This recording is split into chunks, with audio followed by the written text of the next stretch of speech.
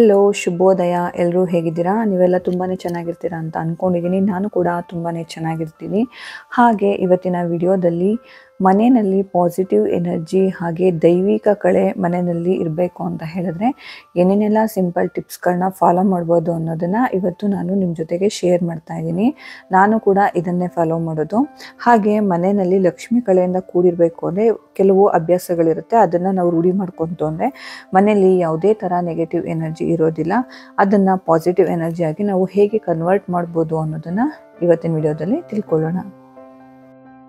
ನಾವು ಮೊದಲಿಗೆ ಬೆಳಿಗ್ಗೆನೇ ಬೇಗ ಎದ್ದು ಮನೆಯೆಲ್ಲ ಸ್ವಚ್ಛ ಮಾಡಿಕೊಂಡು ಹಾಗೆ ನಾವು ಕೂಡ ಸ್ನಾನಗಳೆಲ್ಲನೂ ಮುಗಿಸ್ಕೊಂಡು ನಾವು ಮೊದಲಿಗೆ ಮಾಡಬೇಕಾಗಿರೋವಂಥದ್ದು ಹೊಸ್ಲನ್ನ ನಾವು ಕ್ಲೀನ್ ಮಾಡಿಕೊಂಡು ಅದಕ್ಕೆ ಅರಿಶಿನ ಕುಂಕುಮನ ಇಟ್ಕೊಳ್ಬೇಕು. ಮನೆಯ ವಾಸ್ತು ಶುರುವಾಗೋದೇ ಹೊಸ್ತಿಲಿನಿಂದ. ಸೊ ಹಾಗಾಗಿ ಹೊಸ್ತಿಲಿನಲ್ಲಿ ಲಕ್ಷ್ಮೀ ನರಸಿಂಹಸ್ವಾಮಿ ಮತ್ತು ಲಕ್ಷ್ಮೀ ದೇವಿಯ ವಾಸಸ್ಥಾನ ಇರುತ್ತೆ. ಹಾಗಾಗಿ ಹೊಸ್ಲನ್ನ ಡೈಲಿ ವಾಶ್ ಮಾಡಿಕೊಂಡು ಅಂದರೆ ಡೈಲಿ ತೊಳ್ಕೊಂಡು ಅದಕ್ಕೆ ಅರಿಶಿನ ಮತ್ತು ಕುಂಕುಮದಿಂದ ಅದನ್ನು ಅಲಂಕಾರ ಮಾಡ್ಕೊಳ್ಬೇಕು. ಹಾಗೆ ಹೊಸ್ತಿಲಿಗೆ ರಂಗೋಲಿ ಹಾಕೋದನ್ನು ಅಭ್ಯಾಸ ಮಾಡ್ಕೊಳ್ಬೇಕು.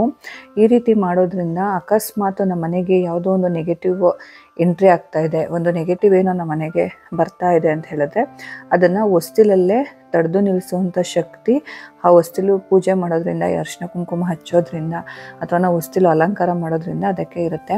ಇದಲ್ಲದೆ ಕೆಲವು ಕೆಟ್ಟ ಜನಗಳ ದೃಷ್ಟಿ ನಮ್ಮ ಮನೆಗೆ, ಇವಾಗ ಯಾರೋ ಒಬ್ಬರು ಬರ್ತಾರೆ, ಎಲ್ಲರೂ ಒಳ್ಳೆಯವರೇ ಬಂದಿರೋದಿಲ್ಲ, ಅವ್ರಿಗೆ ಕೆಟ್ಟ ದೃಷ್ಟಿ ನಮ್ಮ ಮನೆ ಮೇಲೆ ಅಥವಾ ನಮ್ಮ ವ್ಯವಹಾರದ ಮೇಲೆ ಆಗಿರ್ಬೋದು, ಏನೇ ಆಗಿರ್ಬೋದು, ಅದನ್ನ ಬೀಳದೇ ಇರೋ ಥರ ತಡೆಯೋ ಶಕ್ತಿ ಹೊಸ್ಲಿಗಿದೆ.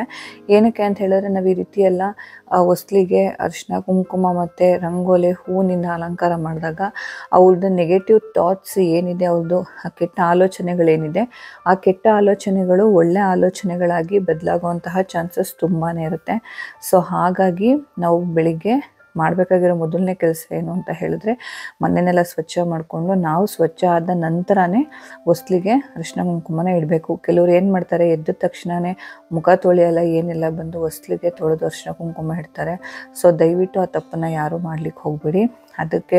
ಅದರಿಂದ ಕೆಲವು ಒಳ್ಳೆಯದಾಗೋದಕ್ಕಿಂತ ಕೆಟ್ಟದಾಗೋದೇ ಜಾಸ್ತಿ, ನೆಗೆಟಿವ್ಸ್ ಇನ್ನೂ ಜಾಸ್ತಿ ನೆಗೆಟಿವ್ಸ್ ಫಾರ್ಮ್ ಆಗೋಕ್ಕೆ ಸ್ಟಾರ್ಟ್ ಆಗುತ್ತೆ. ಸೊ ಹಾಗಾಗಿ ನಾವೇನು ಮಾಡಬೇಕು ಅಂತ ಹೇಳಿದ್ರೆ ಆದಷ್ಟು ನಮ್ಮ ಮನೆಯಲ್ಲಿ ಪಾಸಿಟಿವ್ ಎನರ್ಜಿ ನಿಲ್ಲಿಸಿರೋ ಥರ ನಾವು ಯಾವಾಗಲೂ ನೋಡ್ಕೋಬೇಕು ಅಂತ ಹೇಳಿದ್ರೆ ನಾವು ಈ ಥರ ಸಿಂಪಲ್ ಟಿಪ್ಸ್ಗಳನ್ನ ನಾವು ಯಾವಾಗಲೂ ಫಾಲೋ ಮಾಡಬೇಕು. ಇದರ ಜೊತೆಗೆ ನಾವು ಬಾಗಿಲು ಪಕ್ಕ ಉರ್ಲಿನಲ್ಲಿ ಹೂವು ಹಾಕಿನೂ ಕೂಡ ಇಡ್ಬೋದು. ಅದನ್ನು ಅಷ್ಟೇ ವಾಸ್ತುಗೆ ತುಂಬಾ ಒಳ್ಳೆಯದು ಅಂತಲೇ ಹೇಳ್ಬೋದು. ಬಟ್ ನನಗಿಲ್ಲಿ ಜಾಗ ತುಂಬ ಚಿಕ್ಕದಿರೋದ್ರಿಂದ ಆ ಥರ ಇರೋದಕ್ಕೆ ಆಗ್ತಾ ಇಲ್ಲ. ಸೊ ಹಾಗಾಗಿ ನಾನು ಇಟ್ಟಿಲ್ಲ. ನೀವು ಬೇಕಿದ್ರೆ ಆ ರೀತಿ ಉರ್ಲಿನಲ್ಲಿ ಹೂಗಳನ್ನೆಲ್ಲ ಹಾಕಿ ಇಟ್ಟರು ಅದೂ ಅಷ್ಟೇ ತುಂಬಾ ಒಂದು ಪಾಸಿಟಿವ್ ಎನರ್ಜಿನ ಕೊಡುತ್ತೆ ಮನೆಗೆ ಅಂತಲೇ ಹೇಳ್ಬೋದು. ನಂತರ ನಾವು ಏನಂತ ಹೇಳಿದ್ರೆ ನಾವು ಸೈಂಟಿಫಿಕ್ ಆಗಿ ತೊಗೋಬೇಕು ಅಂತ ಹೇಳಿದ್ರು ಅರಿಶಿನ ನಮಗೆ ಆ್ಯಂಟಿಸೆಪ್ಟಿಕ್ ಆಗಿ ವರ್ಕ್ ಮಾಡುತ್ತೆ. ಯಾವುದೇ ಥರದ ಹುಳಗಳು ಏನೂ ಮನೆ ಒಳಗಡೆ ಎಂಟ್ರಿ ಆಗದಿರೋ ಥರ ಅರಿಶಿನ ಕಾಪಾಡುತ್ತೆ. ಸೊ ಹಾಗಾಗಿ ಈ ರೀತಿ ರಂಗೋಲಿ ಅರಿಶಿನ ಕುಂಕುಮದಿಂದ ಹೊಸ್ಲಿನ ಅಲಂಕಾರ ಮಾಡ್ಕೊಳ್ಳೋದು ತುಂಬ ಅಂದರೆ ತುಂಬಾ ಮುಖ್ಯ ಆಗಿರುತ್ತೆ. ಹಾಗೆ ಇದರ ಜೊತೆಗೆ ನಮ್ಮ ಮನೆಯಲ್ಲಿ ಒಂದು ಕಾಯಲ್ಲಿ ಮೊಳಕೆ ಬಂದಿತ್ತು. ಸೊ ಅದನ್ನು ನಾನು ಒಂದು ಪಾಟಿಗೆ ಹಾಕಿ ಇಟ್ಟಿದ್ದೀನಿ. ಅದು ಅಷ್ಟೇ ಕಲ್ಪವೃಕ್ಷ, ಇವಾಗ ತೆಂಗಿನ ಮರನ ನಾವು ಕಲ್ಪವೃಕ್ಷ ಅಂತ ಕರಿತೀವಿ. ಸೊ ಹಾಗಾಗಿ ಅದನ್ನು ಮನೆಯ ಬಲಭಾಗದಲ್ಲಿ ಇಟ್ಕೊಂಡಿದ್ದೀನಿ. ಅದರಿಂದ ತುಂಬಾ ಒಂದು ಪಾಸಿಟಿವ್ ಎನರ್ಜಿ ಕ್ರಿಯೇಟ್ ಆಗುತ್ತೆ.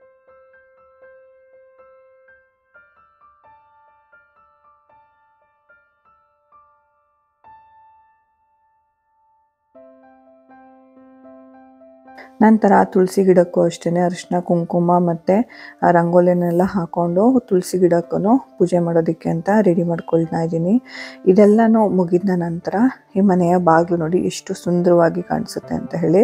ಹಾಗೆ ನಾನು ಭತ್ತದ ತೋರಣನೂ ಮನೆ ಬಾಗಿಲಿಗೆ ಹಾಕಿದ್ದೀನಿ. ಇದು ಅಷ್ಟೇ, ಭತ್ತ ಅಂತ ಹೇಳಿದ್ರೆ ನಿಮ್ಗೆಲ್ರಿಗೂ ಗೊತ್ತೇ ಇರುತ್ತೆ, ಧಾನ್ಯ. ಆಗಿನ ಕಾಲದಲ್ಲೆಲ್ಲ ಧಾನ್ಯನ ಮನೆಯಲ್ಲಿಟ್ಟು ಪೂಜೆ ಮಾಡ್ತಾಯಿದ್ರು. ಸೊ ಹಾಗಾಗಿ ಅದೇ ಒಂದು ಕಾನ್ಸೆಪ್ಟಲ್ಲಿ ನಾನು ಭತ್ತದ ತೋರಣನ ತಂದು ಮನೆ ಬಾಗಿಲಿಗೆ ಹಾಕ್ಕೊಂಡಿದ್ದೀನಿ. ಹಾಗೆ ನೀವೆಲ್ರಿಗೂ ಗೊತ್ತಿರೋ ಹಾಗೆ ಅಡುಗೆ ಮನೆಯಲ್ಲಿ ಯಾವಾಗಲೂ ಅನ್ನಪೂರ್ಣೇಶ್ವರಿಯ ವಾಸಸ್ಥಾನ ಇರುತ್ತೆ.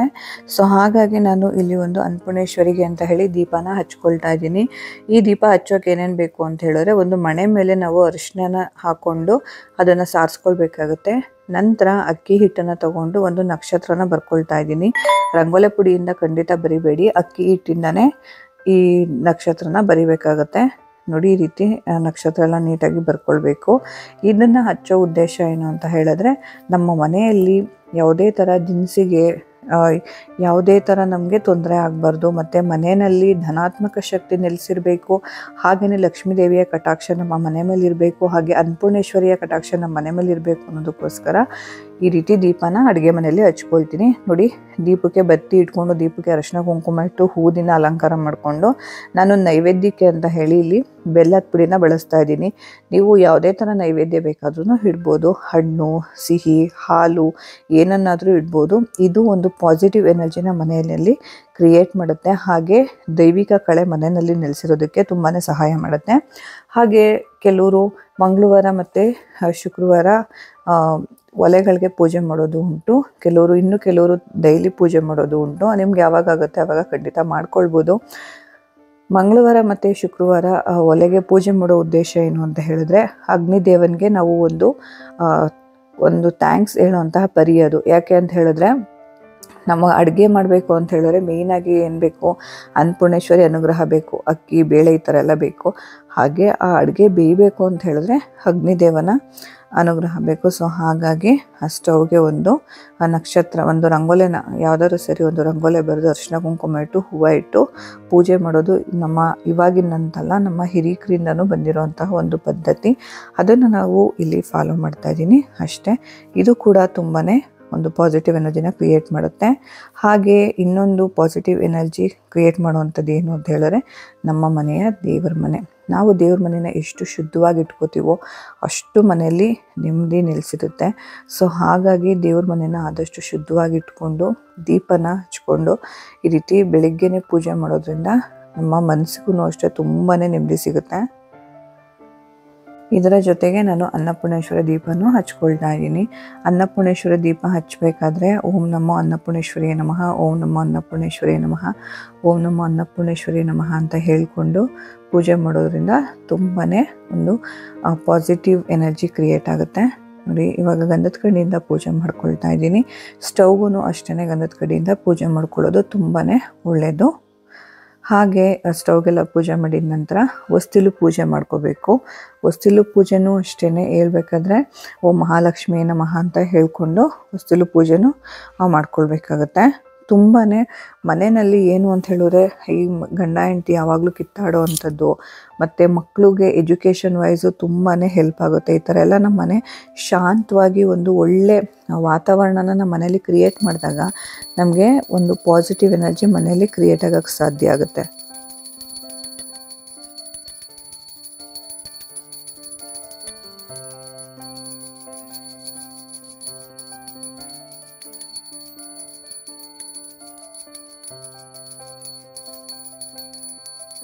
ಕೆಲವರು ಪೂಜೆ ಮಾಡಬೇಕಾದ್ರೆ ಮೂಕವಾಗಿ ಪೂಜೆ ಮಾಡ್ತಾರೆ ಅಂತ ಹೇಳಿದ್ರೆ, ಗಂಟೆ ನಾದನೇ ಮಾಡದೆ ಸುಮ್ಮನೆ ಹಾಗೇ ಪೂಜೆ ಮಾಡ್ತಾರೆ.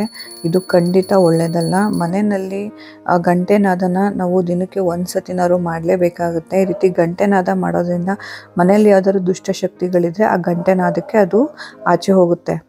ಮತ್ತು ಇನ್ನೊಂದು ಪಾಸಿಟಿವ್ ಎನರ್ಜಿ ಕ್ರಿಯೇಟ್ ಮಾಡುವಂಥದ್ದು ಏನು ಅಂತ ಹೇಳಿದ್ರೆ, ಒಂದು ಗಾಜಿನ ಲೋಟಕ್ಕೆ ನಾವು ನಿಂಬೆಹಣ್ಣ ಹಾಕಿ ಇಟ್ಕೊಳ್ಬೇಕು. ಈ ರೀತಿ ಮಾಡೋದ್ರಿಂದ ನಮ್ಮ ಮನೆಗೆ ಆಗಲಿ ನಮ್ಮ ವ್ಯವಹಾರಕ್ಕೆ ಆಗಲಿ ಯಾವುದೇ ಥರ ದೃಷ್ಟಿದೋಷಗಳಿದ್ರೆ ನಿವಾರಣೆ ಆಗುತ್ತೆ.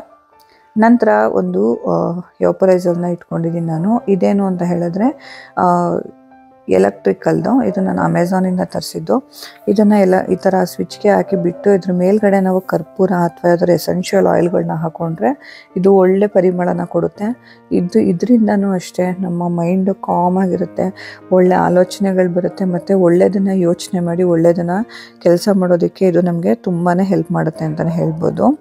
ಆಗಿನ ಕಾಲದಲ್ಲೆಲ್ಲ ಮನೆಯಲ್ಲಿ ಧೂಪ ಹಾಕ್ತಾಯಿದ್ರು, ಕೆಂಡ ಇರ್ತಿತ್ತು, ಮನೆಯಲ್ಲಿ ಒಲೆ ಹಚ್ತಿದ್ರು, ಧೂಪ ಹಾಕ್ತಾಯಿದ್ರು. ಬಟ್ ಇವಾಗೆಲ್ಲ ಆ ಥರ ಎಲ್ಲ ಧೂಪ ಹಾಕೋದಕ್ಕೆ ಆಗಲ್ಲ. ಈ ರೀತಿಯಾಗಿ ಒಂದು ಚಿಕ್ಕದಾಗಿ ಒಂದು ಧೂಪದ ಬತ್ತಿನ ಹಚ್ಚಿ ಮನೆಯಲ್ಲಿ ಇಡ್ತಾ ಇದ್ದೀನಿ. ಹಾಗೆ ಇದರ ಜೊತೆ ಮನೆಯಲ್ಲಿ ಲಲಿತಾ ಸಹಸ್ರನಾಮ ಹಾಗೆ ವಿಷ್ಣು ಸಹಸ್ರನಾಮ ಹಾಕೋದ್ರಿಂದ ಮನೆಯಲ್ಲಿ ಇರುವಂತಹ ಮಕ್ಕಳಿಗೂ ಅಷ್ಟೇ ತುಂಬಾ ಬ್ರೈನ್ ಆ್ಯಕ್ಟಿವ್ ಆಗೋದಕ್ಕೆ ಸಾಧ್ಯ ಆಗುತ್ತೆ. ಮನೆಯಲ್ಲಿ ಆದಷ್ಟು ಅಡುಗೆ ಮನೆನ ಕ್ಲೀನ್ ಮಾಡೋದಕ್ಕೆ ಪ್ರಯತ್ನ ಪಡಿ. ಯಾಕಂದರೆ ಅಡುಗೆ ಮನೆ ನಮ್ಮ 2ನೇ ದೇವ್ರ ಮನೆ ಅಂತಲೇ ಹೇಳ್ತೀವಿ. ಹಾಗಾಗಿ ಎಂಜಲು ಪಾತ್ರೆಗಳನ್ನ ಇಡದೆ ನೀಟಾಗಿ ಅಲ್ಲಲ್ಲೇ ಕ್ಲೀನ್ ಮಾಡ್ಕೋಬೇಕು. ನಂತರ ಮನೆ ಮುಂದೆ ಹಸಿರು ಗಿಡಗಳನ್ನ ಇಟ್ಕೊಳ್ಳೋದು ತುಂಬಾ ಒಳ್ಳೆಯದು. ವಾಸ್ತು ಪ್ರಕಾರನೂ ಇದು ಪ್ರೂವ್ ಆಗಿದೆ. ನೋಡಿ, ಮನೆಯ ಹೊಸ್ತಿಲು ಬಾಗಿಲು ಎಷ್ಟು ಚೆಂದ ಕಾಣಿಸ್ತಾ ಇದೆ. ಈ ರೀತಿ ಯಾವಾಗಲೂ ಮನೆನ ಅಂದವಾಗಿ ಚೆಂದವಾಗಿ ಚೊಕ್ಕವಾಗಿ ಇಟ್ಕೊಳ್ಳೋದ್ರಿಂದ ಮನೆಯಲ್ಲಿ ಶಾಂತಿ, ನೆಮ್ಮದಿ ಮತ್ತು ಸುಖನೂ ನೆಲೆಸಿರುತ್ತೆ. ಮನೆಗೆ ಬಂದವ್ರಿಗೆ ಅನಿಸುತ್ತೆ ಎಷ್ಟು ನೆಮ್ಮದಿ ಇದೆ ಅಲ್ವಾ ಮನೇಲಿ ಅಂತ. ನಿಮಗೇನೆ ಒಂದ್ಸತಿ ಮಾಡಿ ನೋಡಿ, ನಿಮಗೇನೆ ಆ ಥರ ಫೀಲ್ ಆಗುತ್ತೆ. ಹಾಗೆಯೇ ನೋಡಿ ಎಷ್ಟು ನೀಟಾಗಿ ಕಾಣಿಸ್ತಾ ಇದೆ ಅಲ್ವಾ ಮನೆ. ಇದ್ರ ಜೊತೆಗೆ ನಮ್ಮ ಮನೇಲಿರುವಂತಹ ಗಡಿಯಾರ, ಕನ್ನಡಿ, ಹಾಗೆ ಆದಷ್ಟು ನಮ್ಮ ಮನೆಯಲ್ಲಿ ಧೂಳು ಇಡದೇ ಇರೋ ಥರ ನೋಡ್ಕೊಳ್ಬೇಕಾಗುತ್ತೆ. ಎಲ್ಲಂದರೆ ಅಲ್ಲಿ ಪೊರ್ಕೆ ಎಸೆಯೋದು ಈ ರೀತಿ ಎಲ್ಲ ಮಾಡಬೇಡಿ. ಪೊರ್ಕೆನ ನೀಟಾಗಿ ನಿಲ್ಲಿಸ್ತೇನೆ ಒಂದು ಪೊರ್ಕೆಗೆ ಅಂತಲೇ ಒಂದು ಜಾಗ ಮಾಡಿ ನೀಟಾಗಿ ಪೊರ್ಕೆನೆಲ್ಲ ಒಂದು ಕಡೆ ಇಡಬೇಕು. ಹಾಗೆ ನವಿಲುಗರಿನೂ ಅಷ್ಟೇ ಮನೆಗೆ ಒಂದು ಒಳ್ಳೆ ಪಾಸಿಟಿವ್ ಎನರ್ಜಿ ತಂದು ಕೊಡೋದಕ್ಕೆ ಹೆಲ್ಪ್ ಮಾಡುತ್ತೆ. ಸೊ ಹಾಗಾಗಿ ನವಿಲುಗರಿನೂ ಮನೇಲಿ ಇಟ್ಕೊಳ್ಳೋದು ತುಂಬಾ ಒಳ್ಳೆಯದು ಅಂತಲೇ ಹೇಳ್ಬೋದು. ಇದ್ರ ಜೊತೆಗೆ ನಾವು ಅವಾಗವಾಗ ಮನೆನ ಈ ರೀತಿ ಕ್ಲೀನ್ ಮಾಡ್ಕೊಳ್ಬೇಕು. ಧೂಳು ಮತ್ತು ಡಸ್ಟ್ಗಳು ಎಲ್ಲ ಕಡೆ ಇದ್ದರೆ ಆ ಮನೆಯಲ್ಲಿರೋ ಮಕ್ಳಿಗೂ ಸ್ವಲ್ಪ ಕಿರಿಕಿರಿ ಅಂತ ಅನಿಸುತ್ತೆ. ಹಾಗೆ ವಾಸ್ತು ಪ್ರಕಾರನೂ ಅಷ್ಟೇ ಮನೆನ ನೀಟಾಗಿ ಇಟ್ಕೊಂಡ್ರೆ ಮನೆಯಲ್ಲಿ ಲಕ್ಷ್ಮೀ ನಿವಾಸ ಯಾವಾಗಲೂ ಇರುತ್ತೆ ಅಂತಲೇ ಹೇಳ್ತಾರೆ. ಈ ರೀತಿಯಾಗಿ ಮನೆನ ಕ್ಲೀನ್ ಮಾಡ್ಕೊಳ್ಬೇಕು.